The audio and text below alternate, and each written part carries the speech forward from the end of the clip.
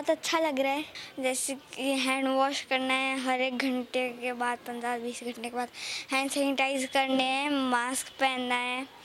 अगर हमें खांसी आए तो एल्बो ऐसे करके खांसना है हमें। अच्छा।